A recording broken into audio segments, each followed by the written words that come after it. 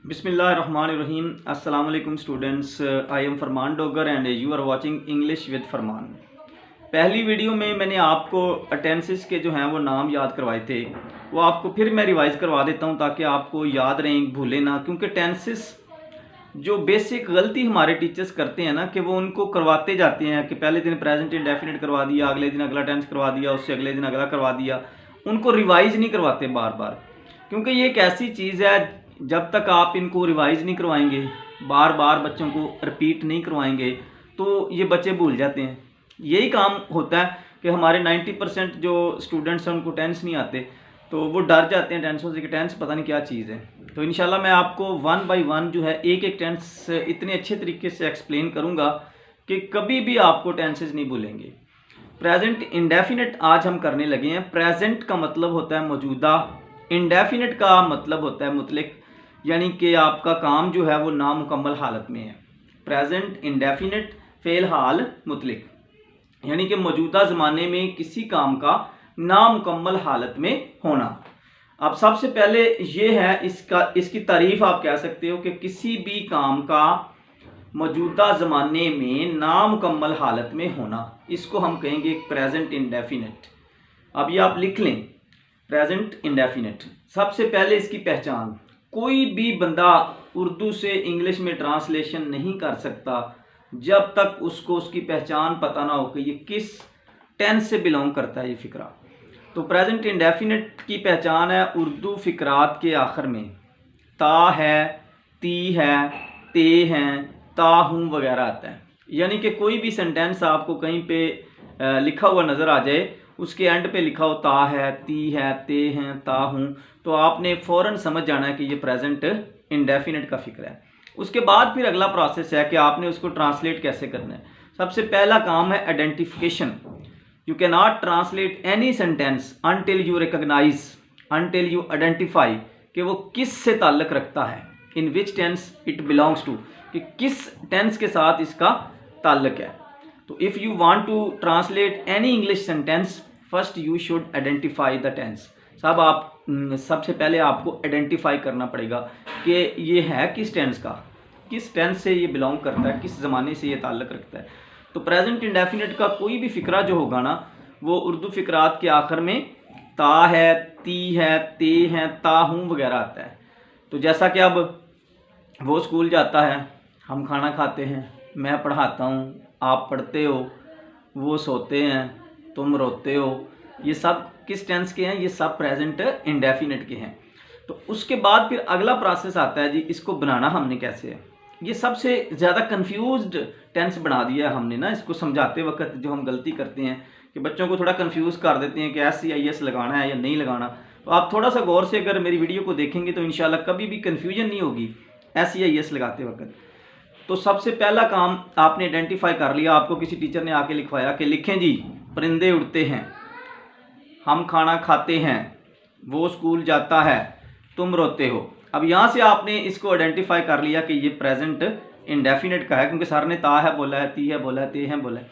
तो सबसे पहले आप क्या करेंगे, पहचान करने के बाद अब सिर्फ काम आपने ये करना है, प्रेजेंट इंडेफिनिट के अंदर वर्ब की पहली फॉर्म लगानी है, यानी कि गो लगेगा, ड्रिंक लगेगा, प्ले लगेगा, कोई सेकंड फॉर्म यूज़ नहीं होगी, कोई भी हेल्पिंग वर्ब यूज़ नहीं होगा। तो इस लिहाज से ये बड़ा आसान टेंस नहीं है कि इसमें ना कोई हेल्पिंग वर्ब लगता है और ना ही कोई जो है इसमें आपको सेकंड फॉर्म लगानी पड़ती है, फर्स्ट फॉर्म लगती है सिर्फ। और काम इसमें ये है कि अगर आपका जो सब्जेक्ट है ना, जो आपने फ़िक्रे के शुरू में लगाया है, अगर तो वो ही है, वो शी है, वो इट है, या सिंगुलर चीज़ है, यानी कि एक बंदे का नाम है, एक चीज़ का नाम है, तो फिर आपने क्या करना है जी, जो वर्ब की आपने पहली फॉर्म यूज़ की है ना, उसके साथ आपने SCIS का इजाफा कर देना है।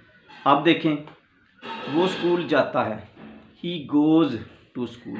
अब पीछे ही था ना, तो आगे मैंने ES का इजाफा कर दिया, गो को मैंने गोज़ बना दिया। यही फिक्रा, वो स्कूल जाती है, शी गोज़ टू स्कूल, पीछे शी था तो मैंने इजाफा कर दिया।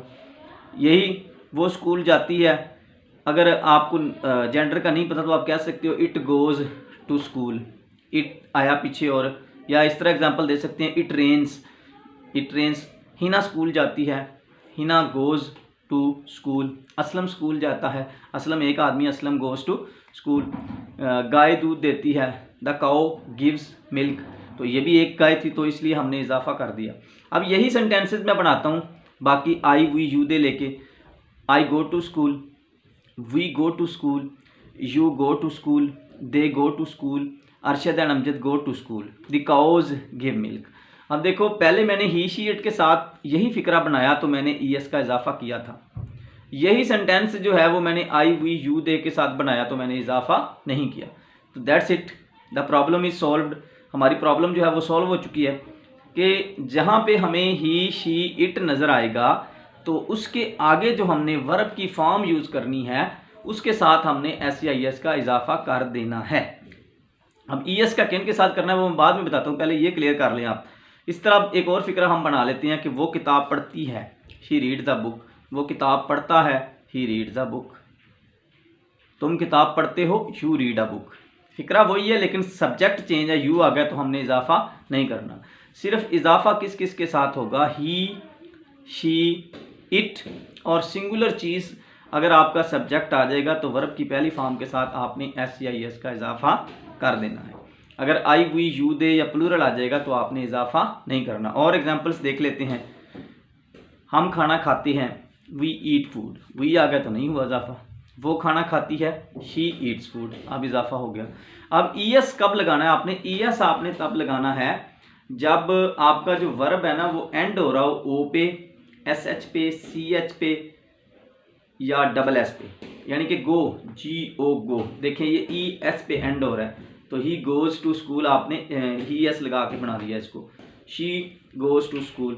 इसी तरह wash, she washes the clothes, she washes clothes, तो शी वॉशिज द क्लॉथ्स में वॉश जो है वो SH पे हो रहा है तो SHES लगेगा तो वॉशिज बन जाएगा। लेकिन कंडीशन यही रहेगी, सेम कंडीशन एग्जिस्ट करेगी अगर पीछे ही शी इट है। तो ये ना हो कि आप दे हो तो आप देख लें कि मैंने एस का इजाफा करना है, ये करना, दे के साथ तो होना ही नहीं, वी के साथ भी नहीं होना, यू के साथ भी नहीं होना, होना सिर्फ 3 सब्जेक्ट्स के साथ है, ही, शी, इट और सिंगुलर चीज़ के साथ। Otherwise you don't need to add SRES, you will only add SRES if your subject is he, she, it or singular name. That's it। ये सिर्फ प्रेजेंट इंडेफिनिट है, इसमें उलझने की ज़रूरत नहीं, आपको कंफ्यूज होने की ज़रूरत नहीं। सिर्फ आपने ये आइडेंटिफाई कर लेना है कि अगर तो ही, शी, इट सब्जेक्ट है आपका तो S या ES लगा दें, अगर नहीं है तो ना लगाएं। Simple, I eat food, he eats food, you eat food, she Yeats food. देख रहे हैं ना आप, आई वी यू दे के साथ मैं कतन SEIS नहीं लगा रहा, ही, शी, इट के साथ मैं SEIS लगा रहा हूँ। तो ये थी हमारी प्रेजेंट इंडेफिनिट पे वीडियो। तो अगली जब मैं वीडियो आपको बनाऊंगा इंशाल्लाह पास्ट इंडेफिनिट पे, तो ये प्रेजेंट इंडेफिनिट आपको रिवाइज करवाएंगे और साथ ही पास्ट इंडेफिनिट की वीडियो आ जाएगी। और साथ साथ एडिंग हम ये करेंगे कि पिछला मैं रिवाइज करवा दिया करूँगा आपको, फिर अगला टेंस समझा दिया करूँगा ताकि आपका ब्रेन जो है वो वर्किंग में रहे। ये ना हो कि मैं आपको प्रेजेंट इंडेफिनिट करवाता जाऊँ और जब हम एंड पे पहुँचे तो आपको कुछ भी ना आता हो। तो एक्सरसाइज जो है ना वो ज़रूरी है, तो आपने खुद भी जो है नोट्स इसके बनाते जाने साथ साथ। और जिसको भी नोट्स चाहिए होंगे वो मैं आपको कॉन्टैक्ट नंबर मेरा लिख लें आप, 033478355543। तो इस पे ये नोट्स भी आपको अवेलेबल होंगे PDF फॉर्म में, मेरे जो अपने राइट किए हुए हैं टेंसेस के। Thank you for watching my videos.